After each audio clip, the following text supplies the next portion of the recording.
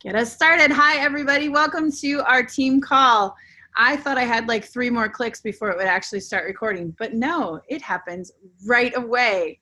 So I am Sarah Kroger. I am glad that you guys are here. I'm so super excited about this topic when I heard what Danielle was going to share, because I am not in the business world. Before I was a mom, I was a teacher, and I was the English teacher, and I am very passionate about the difference between passive and active voice and speaking confidently and saying what you mean and all of those kinds of things. And so when I heard what Danielle was going to talk about tonight, that's immediately what I thought of, and I am so excited to hear it. So I don't think there are any major announcements tonight. If I think of anything, I guess maybe I'll pop it in at the end. But I am excited to turn things over to Danielle and have us get started. Thanks, Sarah. Hi, everybody. I'm Danielle. I'll give a little introduction of myself here in a second, but Sarah's right. That is going to be a portion of what I'm going to talk about tonight. There's also going to be some other topics that are going to be included in this. To set you up a little bit better for what this is, I'll go ahead and share so you can at least see the screen. And feel free to ask questions at any point in time during this presentation. Can everybody see it okay? Okay.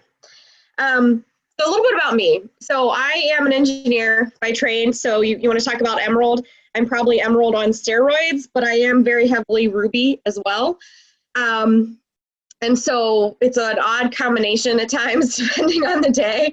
And Sarah knows that for me, sometimes I get an analysis paralysis where I like really want to have all of the information well in advance and have everything planned out. But for me, I'm an aerospace and mechanical engineer. I also have my MBA with a concentration in international business. And so I've got over 13 years in corporate America. And prior to that, I also was supporting corporate America while I was in college as well. Currently, I'm a wife, and I have 4 children. Their ages 9, 6, 3, and 1. And I, in my full-time job, support the world's largest airline. Then they do over 2,500 flights a day, and they have a fleet of over 500 aircrafts. And that's just one of 3 customers that I support. And so it's a very fun industry, aviation and aerospace, at least for me, being a nerd. And so with that, I've gotten to travel the world as well, over 11 countries, and really learn a lot about different ways to talk to people, no matter what the culture is and what their differences are and what their jobs are.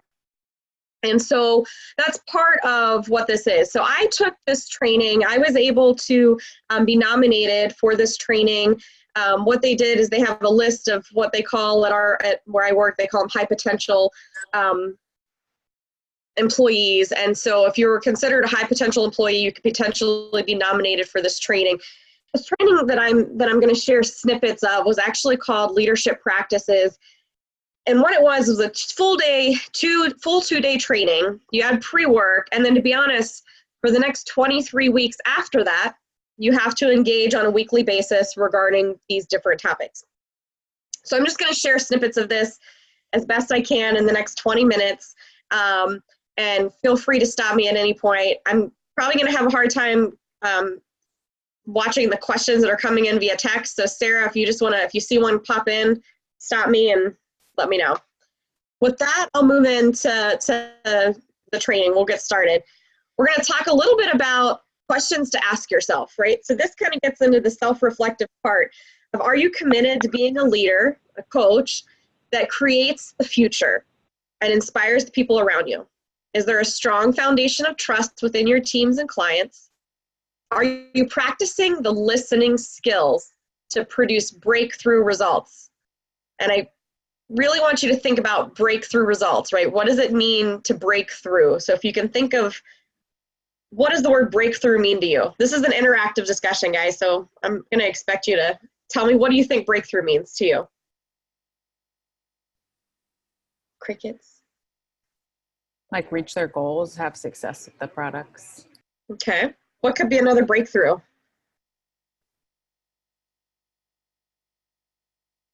For me, it would be communication back and forth with prospects, connects, and people we've invited. It could be that aha moment that one of your clients has, right?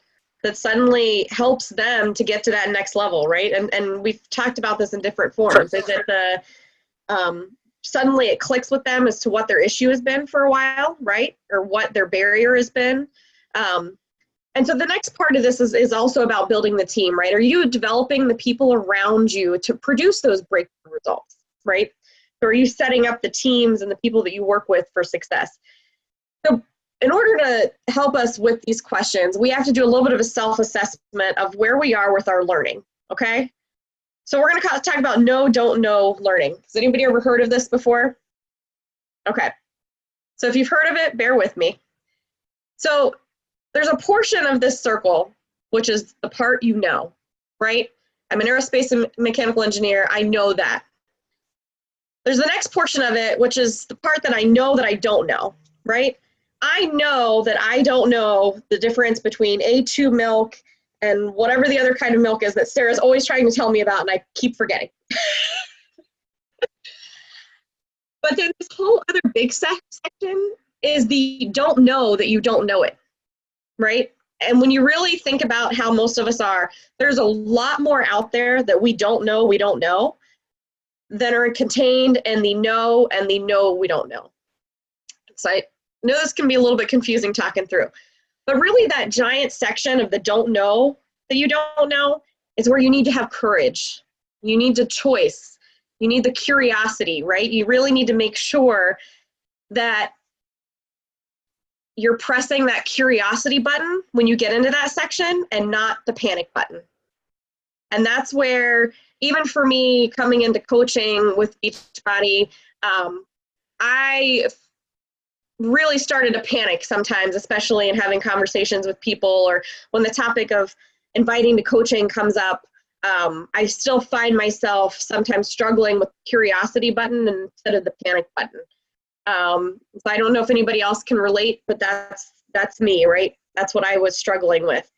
So this was a good aha moment, just of thinking through how to stay more curious. And you're gonna hear that again later on in the pitch as well. So with that, we'll go into some more of the training. And this is gonna be the communication portion that I was talking with Sarah and the team about. One of the big things, as you can imagine, working where I do, is we work with people in every different function that you can imagine, every different language, different regions. And so starting to think about your written speech and your verbal speech, your communication styles, was something really good. So what we started talking about was sloppy words. And before I go to the next slide, which really shows you what an example of sloppy words are, what is the sloppy word that one of you could think of? If you could think of something that sounds sloppy to you.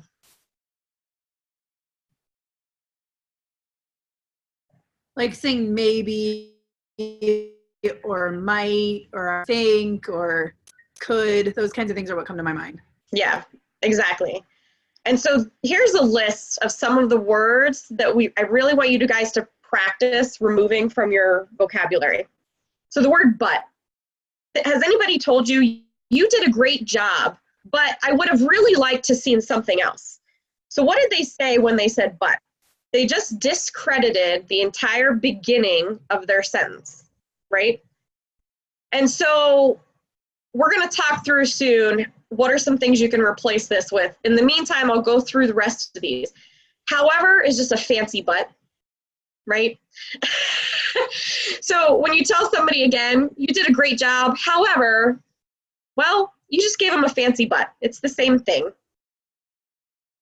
Try. So try is one of my favorite words that I have struggled to remove from my vocabulary, and I am continuously practicing to remove it. We all like to say the word try. I'm going to try to do that. And what the word try does is it basically gives you a cop-out. It gives you a way to say, well, I tried. You know, I didn't commit to doing it. I said I was going to try, right? And so when you start thinking for yourself and for others, whenever you use that word try, even with a challenger, you say, well, can you try? It's why you'll see so much in some of the Beachbody communications that it'll say commit to 100 or commit to 30 days, right? It's because you want to try to take away that excuse to try and to make sure that they're committing to something. I'll pause there before I go to the next one. Questions on those? Concerns? Okay. The next one is should. We need to stop shoulding on ourselves, guys. Okay? Think of should as great expectation, right? Have you ever heard the phrase that expectations are the killer of happiness? When we should on ourselves, on our spouses, on our kids, on our others, we are throwing our expectations on them. Well, you should have made the bed. You should have done this. I should try more often, right? So, but I didn't have enough time, right? And I'll get to that soon.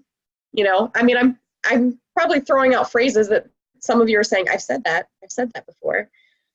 And so should is a word that, again, you need to practice removing it from the vocabulary. The G word, guilt. This is the one that I know all of us struggle with in different ways, right? And this is one that it's not necessarily a word that you can't use, because we all know that is a true feeling that some people feel.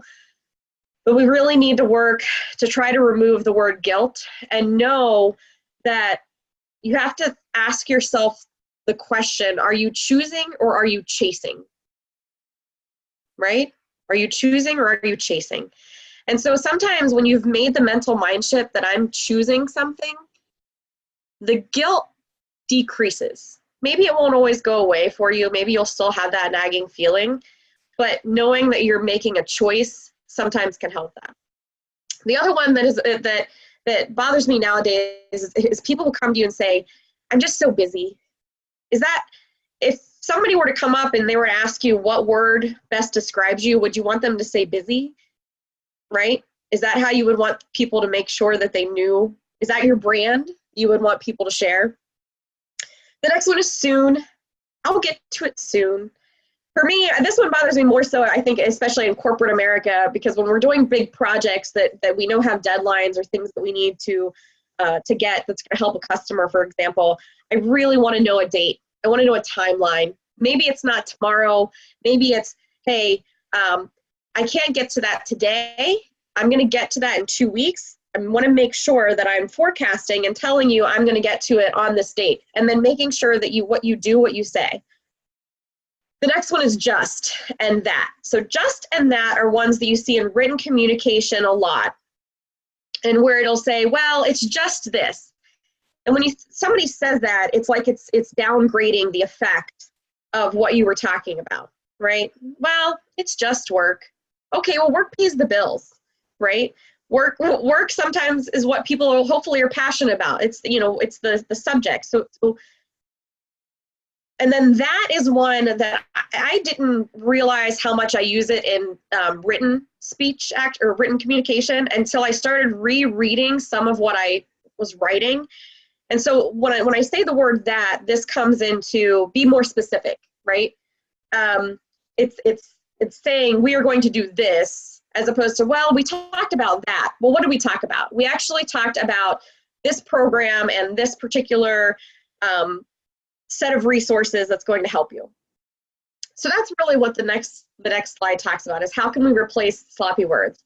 The word but and however, try to find the and, guys. It's not that you did a good job, but it's you did a good job.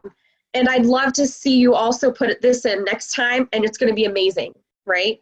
Or I love you and I think you're wonderful, right? It's finding the and. Try, we talked about, right? Using words like I commit, I will, I am doing this, right? Things that are firm. We already talked about stop shoulding on yourselves and others as best as you can. Busy. This is one where you can say, I prioritized, and right now my priorities are this, and that's why I don't have time for this other thing.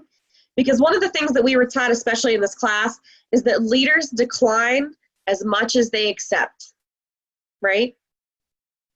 You can't do it all because you will at some point spread yourself too thin. And so you have to prioritize and you have to choose. And this is where it gets back to what I said earlier. Are you choosing or are you chasing? Okay. Soon, this is where I talked about firm time frame. And then, you know, that in most instances, to be honest, at least for me, when I started reading my written communication, I realized how much I could remove that entirely from it. All right. I know that was a lot. I've been talking a lot. Anything from the team? Questions, comments? Is this good? What you were hoping for? I love this, Beth.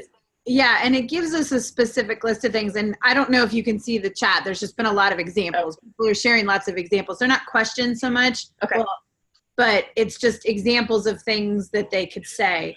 So I think it's really sinking in.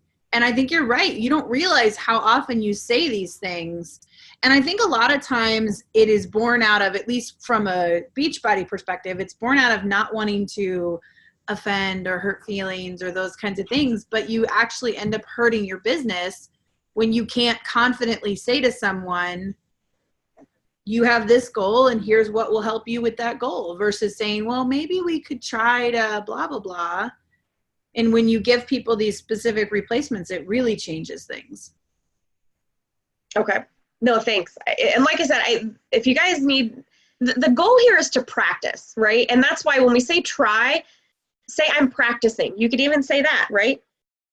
I'm practicing removing these words from my vocabulary. That is honestly what I'm doing on a daily basis. I am practicing this. And practice, you never stop. All right. So we spent enough time on that one.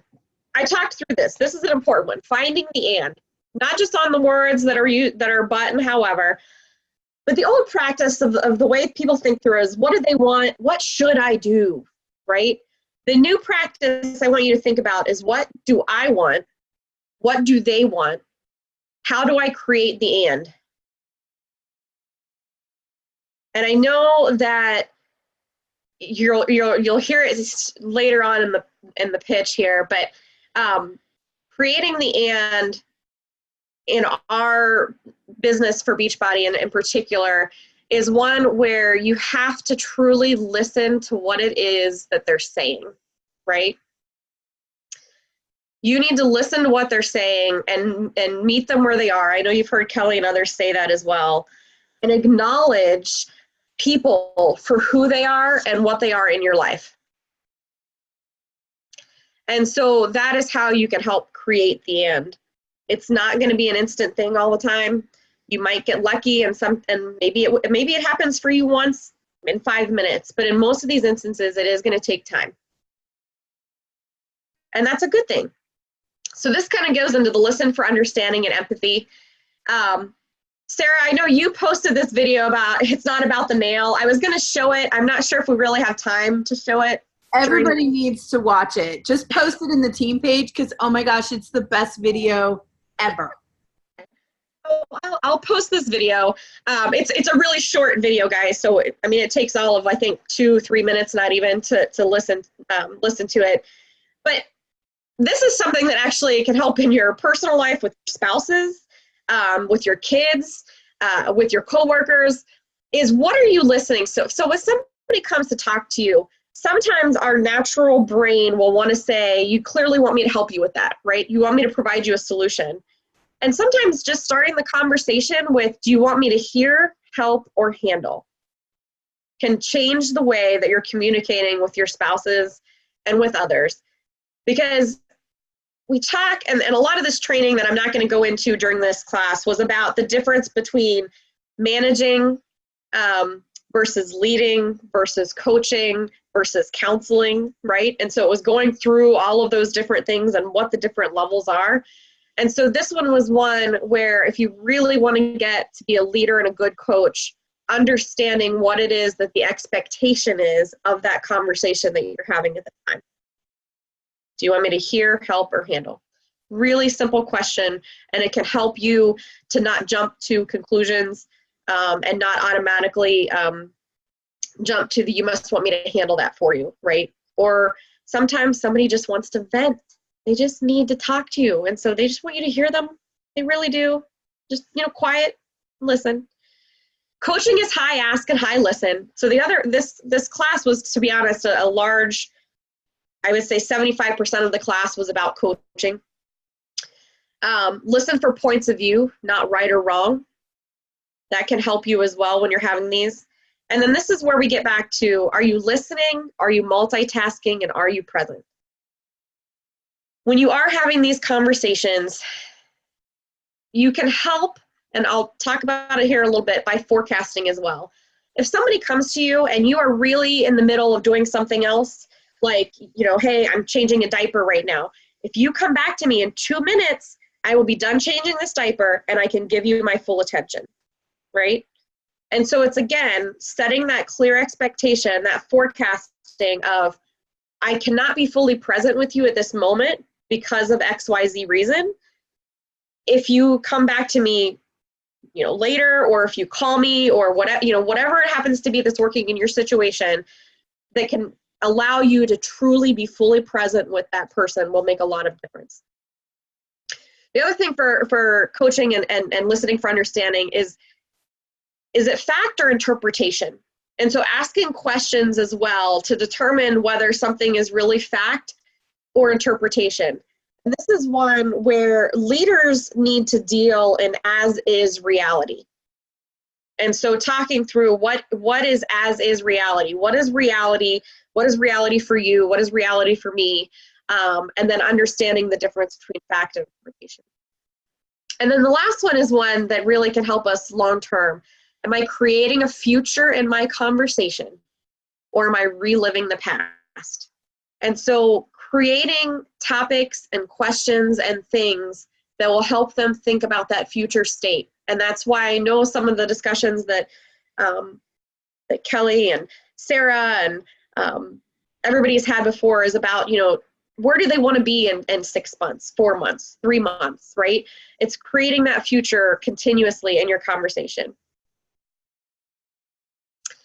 The next one that gets talked about is credibility and forecasting. So credibility is really built on these two different pieces here. You've got your left side, which is the character, which includes intent. So do you have good intent? And the integrity. And the other one is competence. So results and capabilities. You can have high character and terrible competence, and you can have high competence and terrible character, right? And so it's really making sure that you are having the right mix of both in order to build credibility with the people that you're working with on a normal basis and talking to. Forecasting can help you build credibility. That's one example. And so forecasting is basically where you would say, similar to what I said earlier, hey, I'm going to do this. I'm going to do it on this date. I'm going to come back to you. I'm going to give you an assessment, let you know how I'm doing. And then you're always checking your progress. It could also be, now's not a good time. We're going to come back to this here in 10 days, a week, right? This one goes really into coaching. So I guess I should stop here really quick. Any questions about the other topics? I know I'm moving fast, but we're almost getting close on time, so. Have you ever heard somebody say, I don't have time for this? I'm really busy. I don't want to be a coach. I'm not professionally trained on this stuff, so I really don't think I can be effective. It's about changing a mindset. Coaching is about the future. Counseling is about the past. There's a book that I highly recommend. If you have a chance, you can put it on your PD list. It's called The Coaching Habit by Michael Stainer. And he might have a podcast out there as well. A lot of the excerpts that I'm taking in this slide and the next slide are from his book, The Coaching Habit, right? And what he talks about is exactly what it says. How do you make coaching a normal part of your way of life? It can be you that is more coach-like, and it will be beneficial for you and those that you work with. And so what he talks about is, can you stay curious a little bit longer, and can you rush to action and advice giving a little bit more slowly? Right? So stay curious longer and slow down your deep desire to want to rush to advice and action. And so in his book, he talks about 7 good questions to make you a more effective coach. I'm only going to talk about one of them here in a minute because it's been called one of the best questions that you can ask in the world. But part of the point of his book is slow down the conversations. You're not in control of the conversation. It's the myth of control.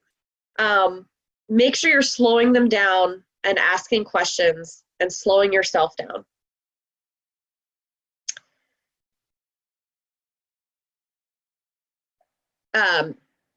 Really quickly before that, he also goes into, are the reasons people don't want to coach sometimes also things that can actually help them. He talks about 3 vicious circles. There's the overdependent team.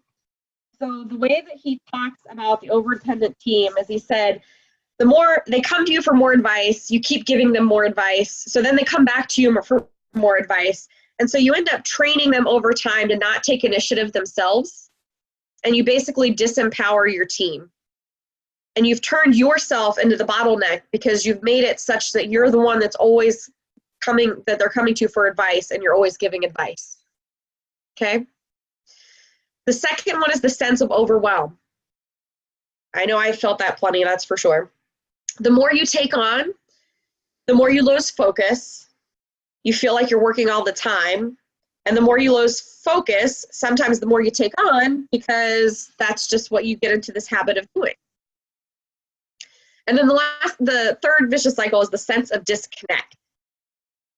This gets back to a book by Simon Sinek of, knowing your why, right? Finding the why of your work. And we talk about that so often of why are you here? The sense of disconnect is the less impact that you have, the more you give up. And then the more you give up, the less impact you have. So then eventually you honestly feel disconnected from what's going on. And I can honestly say that that's part of what my struggle, and being reflective with some of the Beachbody has been for me, is because, I wasn't initially, inviting to coaching or inviting even to the products as much. And so I wasn't feeling as much as the impact. So then I was giving up a little more. And then it kind of became this vicious cycle of disconnect, right, over time. And so it's something you have to recognize and slowly work for. But what he says is breaking these cycles by making your team smarter and braver through coaching is actually how you break these cycles.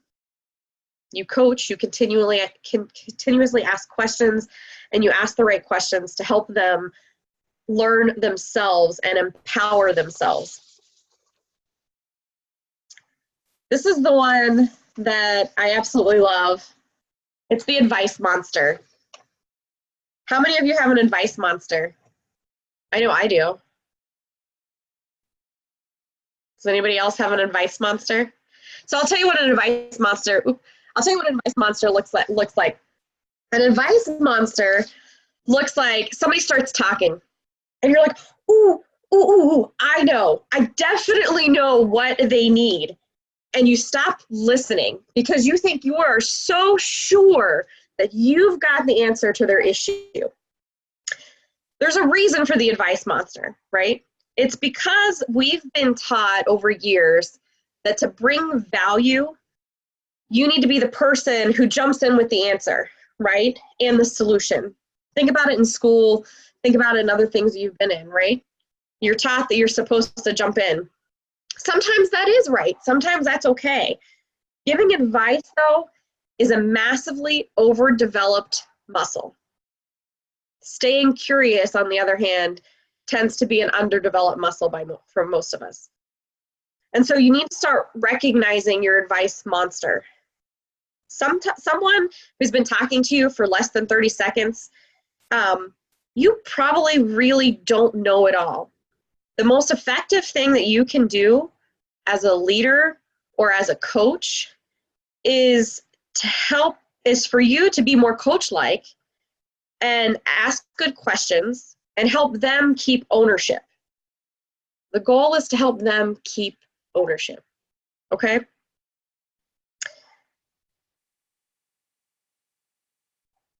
If you waited 1 to 2 minutes before you offer up advice,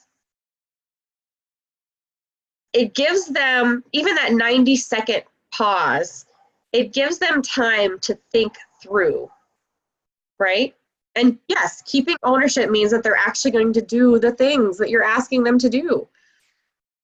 And so when you start asking them, you start learning more about what are the real challenges you have? What ideas do you have? What other ideas do you have? What do you want to do? Okay, what other ideas do you have about that, right? Ask those questions and they'll help you. And to be honest, this is something that I think I wish more people thought about and knew of the advice monster. And again, it's another thing that I'm practicing myself, is to not automatically jump in with, you must be wanting advice, right? Questions about that one? I know that one's a little bit of a heavier one. Okay. So the next one is staying curious. Ask the awe question. This is what they've been referred to as the best question you could ever ask. And what else? That's what it means. Awe means and what else? It helps the person explore their own situation. It recognizes that the first answer somebody gives you is rarely their best answer, and it's definitely not their only answer. And it's also your self-management tool. Asking and what else helps you to stay curious a little bit longer than rushing to your advice monster. This will help you when you can't think of what else to say sometimes. You might be able to say, and what else? What else would make this better for you? What else would help you in your journey? What else could I do? What else does your family want, right? What, you can keep going with this. And what else?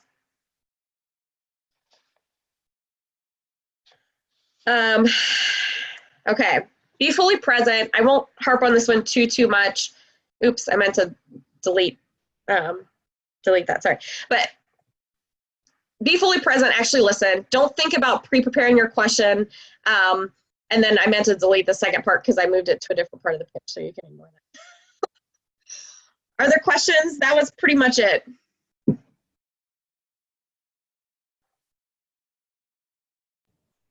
I think that was awesome, Danielle. I love how concrete it is when you lay it out, because it's exactly like, here's what we do, which is so true. Like, so many aha moments in the comments. This is what we do, and here's why you need to not do that. And I got to tell you guys, if you have not seen, Danielle will post the link for the video, but honestly, you could look up, it's a video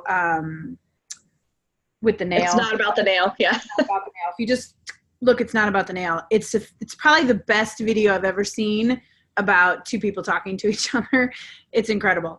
But I think it really helps. And I see the comments like, what you're doing wrong. And I got to tell you, it's not wrong as a new coach to fall on your sword a little bit and say, look, I'm new at this, and I said that all the wrong way. Can you forgive me? Can we try this again?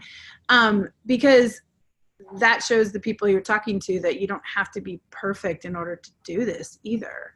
But we can all be better, because I got to tell you, like, everybody here has said, yes, I want to be a coach. I mean, could you hear all of the, I know you could because I'm reading the comments, but all of the applications to forming, to coaching, to how you are with your team, and how you are with the other coaches on our bigger team, you could hear exactly how this applies. And my hope for you guys is that you, even if you don't feel confident, you take Danielle's suggestions and advice from what she's learning. I mean, guys, did you hear the extent of the training? Like, this was massive training that she went through. That, look, if you met every week for, what did you say, 23 weeks? That's like 6 months. You know, like, that's insane how intensive they worked on this. This is not just, she sat down and thought up her opinions about how to speak to people. Like, this was from this course of how you handle people. And you need to take it and speak to people that way, even if you don't feel like it, because this is the way that you effectively communicate. That's what this is. And then there was a part of this, I don't remember exactly how you worded it, but like, it was the credibility part. Yeah. When you have confidence, it increases your credibility, and that increases their trust, and that increases your confidence, and that increases your credibility. You know, like it's just this cycle. And instead of, we're all very good at spiraling down. This is a way to like spiral up.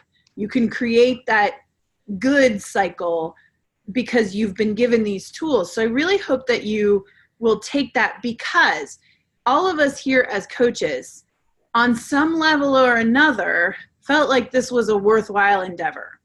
This was something that you either found good results in yourself, you saw a good impact in your family, you saw the potential for impact monetarily, whatever it was, you decided to say yes as a coach. There is value here. There is no question about the quality of the products that we have to offer. They are unmatched. If you don't believe that, you need to do some research and do a little bit of a self-check. These are things that are researched and tested and all of that. The only thing that has to be cultivated is you as the bridge between someone's goals and their results. That's what you are. You are that bridge. And when you can speak confidently to someone and you can do those switches with the verbiage that Danielle was talking about at the beginning, instead of saying this list of words, I hope you wrote them down because they were amazing. Like this list of words versus this list of words. When you can change it, and frankly, most of our conversations happen in writing so you can see it before you click send. And you can get rid of that, and you can get rid of the should and the try and all of those things and change them. When you are going to, I don't care, buy anything, it doesn't matter what it is, you want the person selling it to you to believe that it's the thing that's going to help you. I mean, even if it's like your sandwich at Wendy's, they always ask you if you want the cookie. You know what I mean? Like, it's not like you want the people who are offering you something to be confident about what they're offering. I think that was amazing, Danielle. It was really good. It was really specific and helpful. Oh, good. Key takeaways. Yeah, go for that. Yeah, I mean, that was just the key takeaways, right? So press the curiosity button, not the panic button. Remove the sloppy words. Find the and. Be fully present, listening for understanding and empathy. Know your advice monster. Learn to manage it. So and what else? And then practice, practice, practice. So just keep practicing. You know, don't try. Do it, keep practicing. And then what I also included in here, which I can put, I guess, out on the team folder, is a link to a bunch of the resources. So a lot of the books that we were recommended to read and or videos or podcasts. So another one that's here we didn't talk about was the question behind the questions. So, you know, talking through that, changing your questions, changing your life, 12 powerful tools for coaching.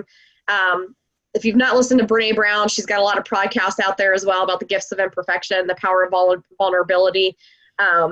It's I love not about that the she name. was listed in your business training.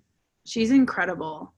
Yeah, we have a lot as well. We also have lean-in circles and different things too. And then again, these are some other resources that we talked through. And these are, again, like I told you, this training was different than any other training that I've ever done. And that's also where I shared the article on grief too, just to think through different ways that you can talk to people who are going through difficult times and how to break up with your phone, you know, an interview with Catherine Price. Like some of these are just quicker reads. And then some of them are also just apps where, hey, if you want a daily text, like a daily, you know, pep talk in your pocket, right?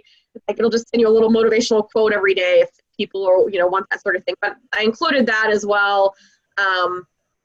And then the speed of trust is another one that's on my list that I'm actually haven't ordered it yet. I'm going to get through 2 other books first. But that one is on my list to order eventually, is the speed of trust. Covey has a lot of really good material out there. So that's what I had for you guys. If you need other stuff, let me know. I mean, there's a lot more to that training, but this hopefully gave you some highlights. It was wonderful. I'll tell you what, Danielle, will you stop sharing? Yep. Not you stop sharing, like stop sharing your screen. And then we're all going to smile and take a picture, and then we're going to pray. Are you ready? Can everybody smile? All right, 1, 2, 3. Kelly will be so disappointed if we don't smile. So, all right. Does anybody have any questions before we close and go? This was awesome. I'm so excited about this. It was just so useful. And it's just so just so awesome. Okay, let's pray. God, thank you so much for this team and this opportunity to be here together, for us to spend some time together, even though we're spread out across the states. Thank you for Danielle. Thank you for her business mind and her heart for service and her logical thinking and her shiny ruby and shiny emerald, and for sharing all of this wonderful wisdom, distilling what is important from this massive training to share with us so that we can go out and serve better. Lord, show us who to serve. Who is it that needs to be heard? Who is it that needs to have their belief increased? Show us the person that really needs us, our team, our service, our opportunity, so that they can finish their purpose, their race with us, and hit their goals and be served by this community. Thank you so much for this time to be together, and we ask all these things in Jesus' name. Amen. Thank you, guys. I hope that you have a fabulous evening, and I will see you guys later.